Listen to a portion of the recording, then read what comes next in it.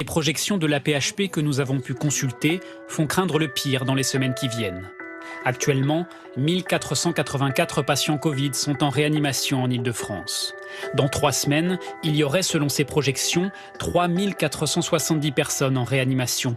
Jusqu'à une situation, et si on la laisse monter, qui sera une situation à la Lombarde, où là, les familles comprendront que les patients mourront sur les brancards. C'est ça qu'on veut éviter. Nous sommes, bien entendu, extrêmement attentifs à ce qui se passe dans les hôpitaux. Il y a une ligne rouge absolue. C'est le tri des malades. Notre boussole, c'est la protection des Français. Nous ne laisserons pas saturer les hôpitaux, nous ne laisserons pas les médecins, n'importe quel médecin opérer, être en situation de devoir trier des malades. C'est impossible. La protection des Français primera toujours sur toute autre conception que nous pourrions avoir.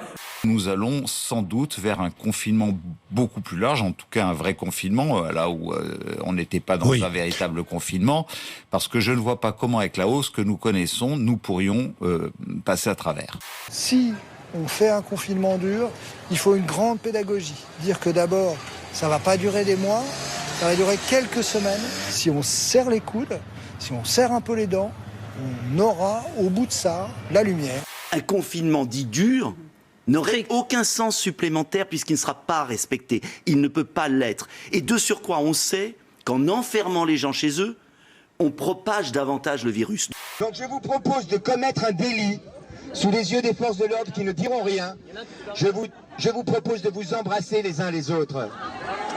Et partagez, voilà. Lyon, à l'instant, 300 personnes rassemblées en ce moment même sur les quais de Saône pour danser sans masque, sans distance, un défi au couvre-feu dans un département qui est soumis aux mesures de freinage renforcées. Que là, les gens ils soient sans masque, quasiment à tout touche, et que cet abruti leur dise de s'embrasser en plus, et qu'ils le fassent. Bon, c'est bon. Dans Le Monde de ce soir, titre le président épidémiologiste encore, Fayot numéro 1, il est anonyme. Il consulte toutes les études au point que parfois le président peut en évoquer une que les experts en face de lui n'ont même pas lue. Fayot numéro 2, Richard Ferrand. Il cherche chaque jour ce qui se produit de nouveau pour ne rien laisser passer. Un jour, il pourra briguer l'agrégation d'immunologie. J'ai lu ce que pouvaient dire les uns et les autres, ces courtisans qui nous expliquent qu'il est devenu épidémiologiste. Rien que ça. La réalité, c'est que le pari qu'il a pris pour les Françaises et les Français le 29 janvier, c'est un pari perdu. La palme du Fayot revient à Jean-Michel Blanquer. Le président a acquis une vraie expertise sur les sujets sanitaires. Ce n'est pas un sujet inaccessible pour une intelligence comme la sienne.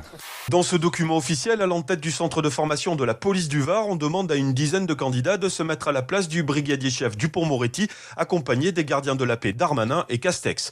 Tous 3 témoins du vol avec violence du sac à main d'une jeune fille. Une patrouille pas comme les autres donc, qui finit par attraper les 2 voleurs, qui se nomment Nicolas Sarkoza et un certain Fillon. C'est une publicité que de nombreux Lillois comme Mathilde ont eu la surprise de recevoir dans leur boîte aux lettres. Un tract pour de la vente de cannabis. Bref, on s'amuse bien, visiblement, pendant les concours de recrutement de la BAC de Toulon. Beaucoup moins place Beauvau et à la tête du commissariat de la ville, où une enquête administrative a été ouverte en vue de saisir le conseil de discipline.